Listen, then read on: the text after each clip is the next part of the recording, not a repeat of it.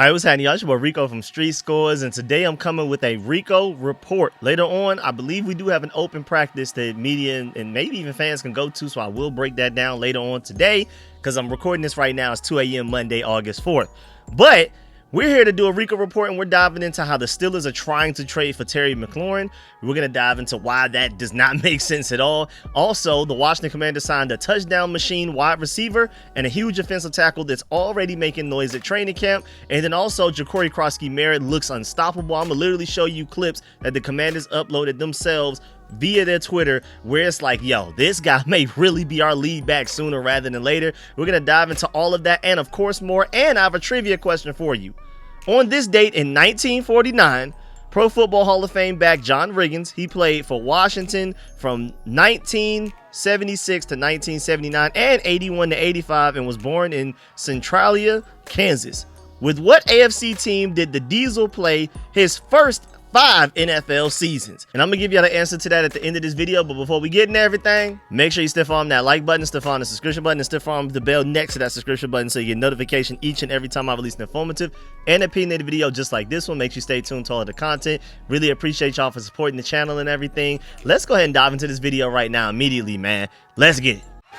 Adam.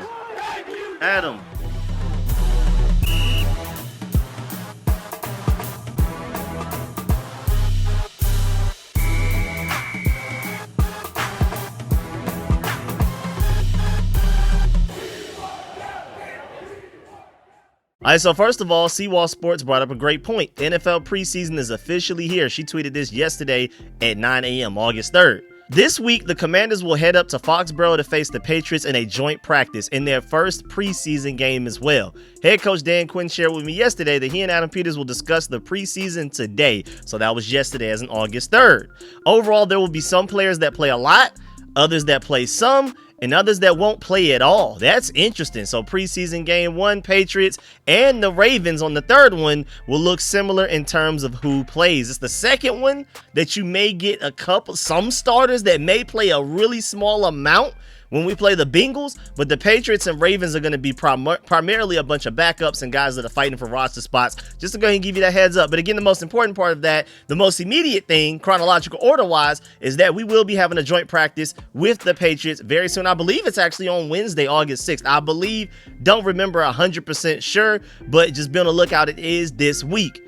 And man, I mean, it's joint practice while preseason. Again, I'm not expecting the starters to play, but only a little bit and only in the second preseason game.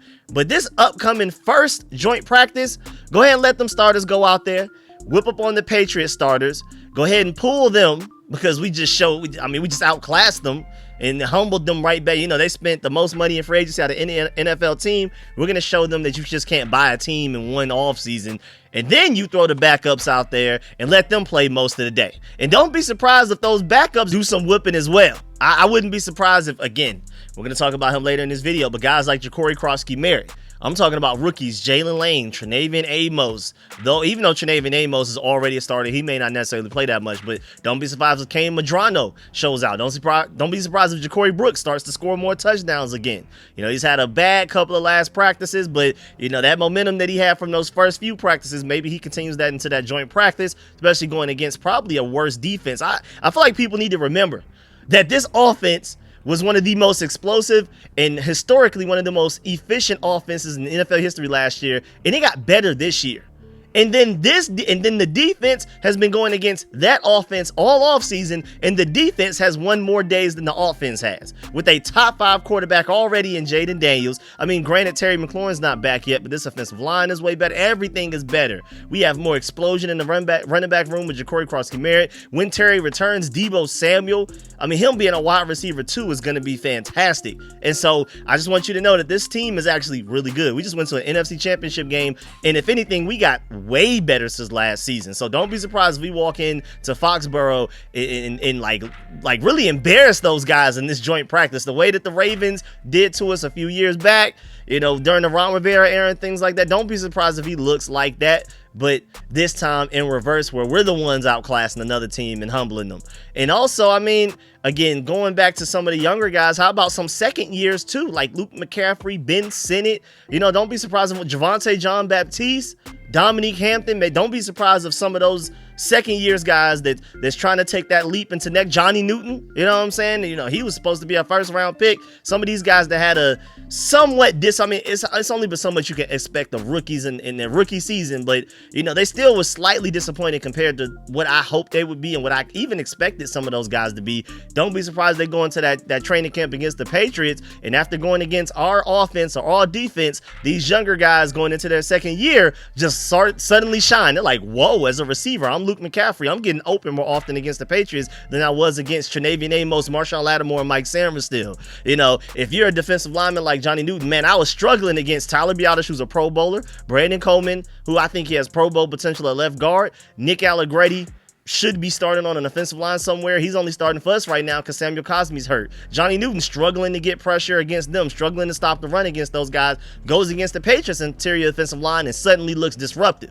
Just do not be surprised. I think this is the perfect time. I don't think they're going to be a great measuring stick. I can't wait for the Ravens joint practice because we know they're a great team. It's going to be really hard to measure yourself against a team that you kind of assume is not that good. But at the same time, if we look dominant against the Patriots, I think that says something as well. And again, most notably, some of those younger guys, if they just suddenly look disruptive, look like playmakers, look like stars, look like guys that shouldn't be backups, they should be starting, then we've done our job. We've practiced very well leading up to that joint practice and made, you know, some of our backups develop even faster and turn into better players just to keep up with our starters. And then also moving on, shouts out to Skylar Nelson of this clip of Brilen Sanders just kind of going through warm-ups and practice a couple of days ago. But we are here to talk about how the Commanders signed Brilen Sanders and also placed tight end Tyree Jackson on IR to make that roster spot move to make space for him. And he is, as you can see in that clip, wearing number 80. And also, just to let you know, the last person wearing number 80, of course, is Tyree Jackson. He's the one that just went to IR. He was supposed to be this freakish athletic tight end with like a perfect 10 relative athletic score, or at least a really high 9.9 something or something like that. Quarterback changing to a tight end. He's made a couple of plays in training camp, but now I'm not exactly sure what happened. Nobody's given us like an official specific update. We just know he got hurt. He's on IR. So the Commanders decided instead of bringing in another tight end, they decided to bring in Brilen Sanders as another wide receiver. And shouts out to Skylar Nelson for this one. We signed XFL DC defenders, wide receiver Brilen Sanders. So that's two local guys. Ever since Terry McLaurin's been holding out, holding in, requesting a trade and all of that, we brought in Tay Martin from the DC defenders first, and then they brought in Brilen Sanders later on, again after Tyree Jackson just went to IR. And Sanders racked up 17 receptions for 381 yards and 3 touchdowns in just 9 games last season for the DC Defenders. And he was a crucial piece to that DC Defenders championship run. He was definitely a pivotal player there. He mattered. He had an impact. And also, just to take it back, Sanders, he's 26 years old right now, played collegiately at our Ole Miss from 2017 to 2021. Over his 5 seasons at the school, Sanders recorded 69 receptions for 1,453 yards, 10 touchdowns, and 47 games. After not being selected in the 2022 NFL Draft, Sanders signed with the Miami Dolphins as an undrafted free agent. He spent much of his rookie season on the practice squad, but he ended up appearing in 3 games. As an undrafted free agent, that's pretty significant, recording 2 catches for 17 yards. Sanders then spent 2023 on Miami's practice squad and was part of New England Patriots practice squad last season, 2024. Earlier this year, he signed with the UFL's DC Defenders. And he went on to have a productive 2025 season, registering 13 receptions, again, 332 yards, 3 touchdowns in 7 games. And he averaged 25.5 yards per catch and played, again, a key role on a Defenders team that won the UFL championship. So this is a guy that's not just coming out of nowhere with zero talent. Like, this guy has some potential to him. It's just about him taking the time to finally refine it and take that next level to become a consistent player more than anything else. He can have an impact. He can make plays. It's just about doing it more often. So that's his problem. We'll see if the coaching staff with Wes Welker pulling up, and we already have a really good wide receiver staff already, and then you just added Wes Welker to it just a few months ago back in like April. So I'm really optimistic about how we develop our receivers moving forward with the guys that we've assembled on this team and our coaching staff, but we'll see if those guys put in the work to do it, because we've been hearing about a lot of drop passes. Like even Ja'Cory Brooks, he was scoring a lot of touchdowns. He was dropping passes. I've heard KJ Osborne dropping passes. I've heard Luke McCaffrey dropping passes. That's one of the main reasons you miss Terry McLaurin right now, because Deebo Samuel is one of the only guys out there not dropping passes. So hopefully Brilen Sanders pulls up and can be right now we're looking for consistency more than anything else. But Jalen Lane, shouts out to him. He's been balling out too. Then shouts out to Resh Manuel. He pointed out the fact that I wouldn't read so much into this signing, but that said, Brilen Sanders has deep ties to the Commanders. and coach and personal assistant Wes Welker. So that's really interesting.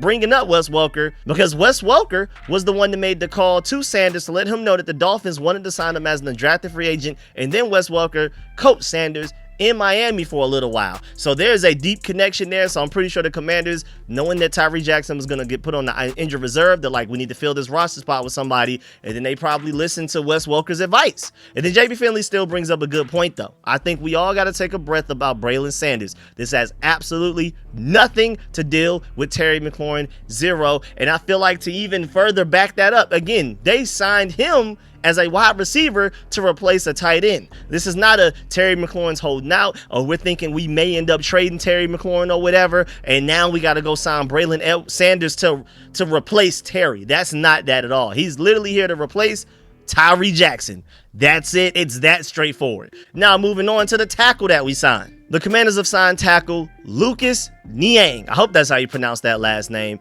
And he is wearing number 53. Just to let you know, the last person to wear number 53 was Nate Herbig, which makes a lot of sense because the Commanders were surprised by the news back on Tuesday when veteran offensive guard Nate Herbig retired out of nowhere. And I had high hopes for this guy. I mean, like I've been telling y'all, the 2024 season last year, he was supposed to be the starting center for the Pittsburgh Steelers, but then he got hurt like a game or two in or something like that, and then he ended up being out for the entire season, and then he ended up signing with us as a random free agent that people were slept on. I was telling y'all, man, this guy's very talented. He could be like the best backup center we have on roster, the best center, honestly, outside of Tyler Biadasz. I thought he could even be a really good guard if you need him to, but he suddenly retired out of nowhere. And so, of course, that opened a roster spot for the Commanders, and they chose to fill it with a former third-round pick in Lucas Niang. The team announced that they signed him, and just to let you know, he spent 4 seasons with the Kansas City Chiefs. And also shouts out to Josh Taylor for this background information right here. He said Niang joins the Commanders at only 26 years old, same age as Brilen Sanders, but he's played a lot more at the NFL level versus Brilen Sanders, who's pretty much primarily been a practice squad guy. Lucas Niang has been playing games in the NFL. He brings notable size as well. The young veteran measures in at 6'6", 315 pounds, and has the opportunity to continue his development behind one of the best in the league in Laramie Tunsil.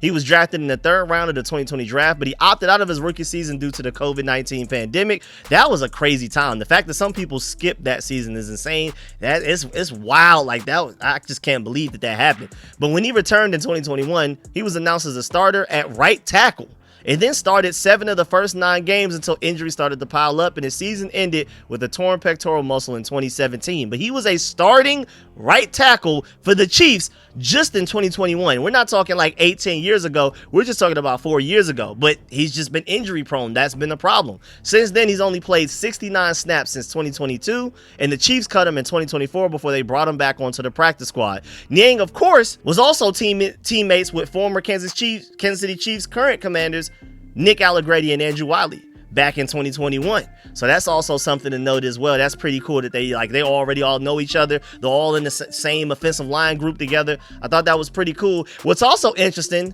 is that they replaced a guard/center in Nate Herbig that retired with a pure right tackle.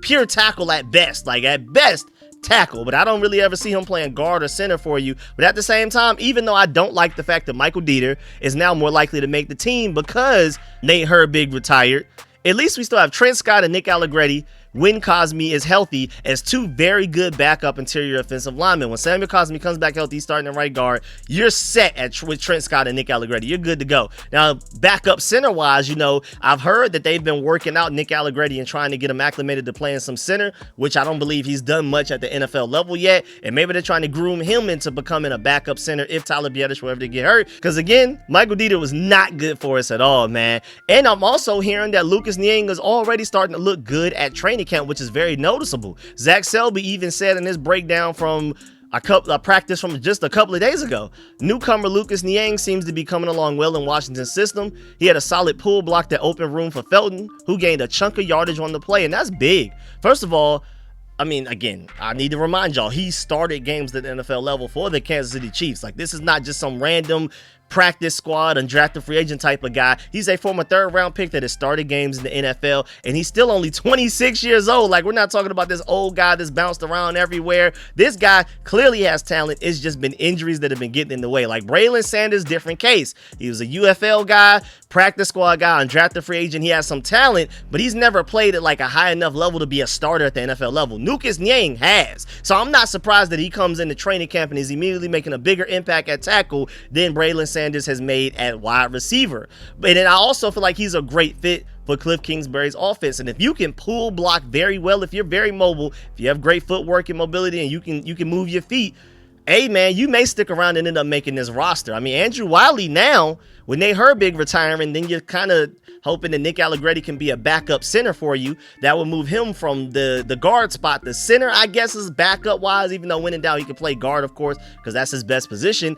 Then Andrew Wiley, instead of being, hopefully best case scenario, if Lucas Niang can be good enough to be your backup swing tackle behind Josh Connolly or Laramie Tunsil if there's an injury, then Andrew Wiley can be your backup guard, again, while Nick Allegretti's focusing on trying to cross-train to become more of a backup center. So I think, hey, Lucas Niang, I think he has a chance to make the roster. Brilen Sanders, not necessarily sure. I think it's a first shot for him. Lucas Niang, I don't think it's very likely.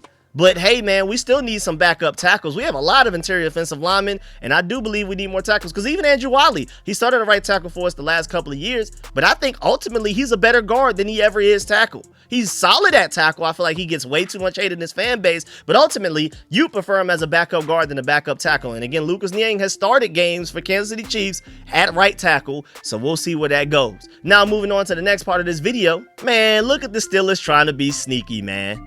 And you already know there are a lot of teams. I've already told y'all in the report that several teams have contacted the Commanders about trading for Terry McLaurin even before he requested this trade. We're talking about since months ago, teams have constantly asked the Commanders about Terry McLaurin and potentially trying to trade for him. The Commanders have flat out said no to every single one of them. But for some reason, as of August 2nd, there was this big report that I guess the Steelers recently contacted the Commanders again in acquiring wide receiver Terry McLaurin in a potential trade. But I don't get it, because they just traded for DK Metcalf and paid him again. The reason we're in this Terry McLaurin situation right now is because they overpaid for DK Metcalf after they traded for him. They gave him $33 million a year. Terry McLaurin is better than DK Metcalf. And we're looking at Terry crazy for wanting $33 million a year or more, even though he is the better player. So blame the Steelers for overpaying for him. So not only did they overpay for DK Metcalf, and they're one of the main reasons that we're in this Terry McLaurin hold-in situation and requesting trades, because Terry's using DK Metcalf's contract as a reference. Hey, if this guy's making this much, I should at least be making that. So shouts out to the Steelers for doing that favor for us. And then now they're also meddling on the Terry McLaurin situation, whispering in his ear. You know what I'm saying? They gave DK Metcalf ridiculous money to make Terry want out of the Commanders because we're not willing to pay him that money. And now they're in the background like, hey, pillow talking like, hey, they're not paying you right. They're not treating you right. We got you over here. So, shouts out to the Steelers, man. They seem pretty slimy over there. I'm not liking it. Even though there was another report from Underdog NFL that the Steelers are not expected to land McLaurin. First of all, why are we talking about people landing McLaurin and whether it's going to happen or not? How about the Commanders, again, I want to reiterate, are not even willing to trade him? So I don't even know why we have these odds going of teams that are most likely to land Terry McLaurin. The Commanders are not giving him away, so I don't even know where this is coming from. I don't want to hear about the Steelers are not likely to trade Terry McLaurin as if there's some other team out there that has a better chance. Nobody has a chance. The Commanders are not trading them. And then also, man, why would they go ahead and pay two wide receivers $30 million a year? Like, I don't even see that. You just gave up so many assets for DK Metcalf, paid him $33. Then you're going to trade for Terry McLaurin with a lot more assets as well, and then pay him just as much or around as much? That is insane, man. There's no way they do that. But even moving on from the whole Steelers conversation, John Kahn was talking about the whole extension and everything like that. He was asked by Colin Dunphy about the extension and everything like that, talking about the age. John Kahn replied that the extension likely would end up being 3 years. So it's not like you can move on after a year. If there is $60 million guaranteed, that essentially means 2 years minimum. I thought that was an interesting perspective on the contract that Terry McLaurin may end up signing. I was surprised that this wasn't breaking news. Of course, John Kahn is not in there during the contract negotiations, but based off of what he's hearing, the very little bit of knowledge that he has on the situation and his sources or whatever, he's hearing that the extension could end up being 3 years, but the way that the guaranteed money is set up, it's like a 2 year minimum. And if you, for some reason, by age 33, you don't want Terry McLaurin. I guess you can end up cutting him or whatever, trading him, and end up saving a lot of cap space. But I hope we don't get to that situation. I'm hoping that Terry McLaurin balls out till he's 38. I'm just hoping. It's not likely, but I'm just rooting for it. And at that point, Terry McLaurin can get all of the dishwashers that he wants. So I think that's a pretty good contract setup for him. Just like JP Finley brought up a couple of days ago. I brought it up in my video that he brought up a really nice contract projection and like hypothetical that everybody wins. Speaking of DK Metcalf, he said, if the McLaurin camp wants to use the DK Metcalf deal as a comp, ignore the AAV and look at guarantees, and I completely agree with that. I feel like people are going to talk about, as soon as Terry McLaurin signs his extension with the Commanders, people are going to immediately go to, well, how much money is he making per year? Is it more than DK Metcalf? Is it somewhere in the same realm? But like JP Finley said, honestly, Terry McLaurin and his agent care way less about the actual AAV and the agent cares about how it looks on the surface, but Terry McLaurin cares about the guarantees, and that's probably why we're having this holdout right now, this trade request, because there's probably a disagreement in the guarantees right now. JP Finley said DK got $60 million fully guaranteed at signing. Washington can get there.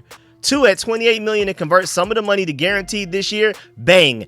Everyone is happy. I think that would be a great deal, hypothetically, but I mean, if such a deal existed, then he'd probably already be signed by now. But who knows? Maybe he ends up signing for a deal similar to this. But I agree, that would be like a win-win. Now, moving on to this boy, Ja'Cory Krosky-Merritt, man. As promised, I'm showing you the clip that the Commanders themselves uploaded, and this play is insane, man. The way that he changed direction to get open, as soon as they thought they had him, it ended up making two defenders collide on the play, man. I'm gonna just let this keep playing while I'm talking about him, because you gotta see that. But that first play was ridiculous. Some of these other plays look nice as well. He has some real agility, some real acceleration to him, some all explosion, quickness, all of that type of stuff. But it's really for real, that first play, that jump cut, when they're trying to close in on him, is two defenders and he just jumps to the other gap and he's just wide open space after that. That is insane, man. That boy Ja'Cory has not been playing, and the Commanders official Twitter account has shown so many of his plays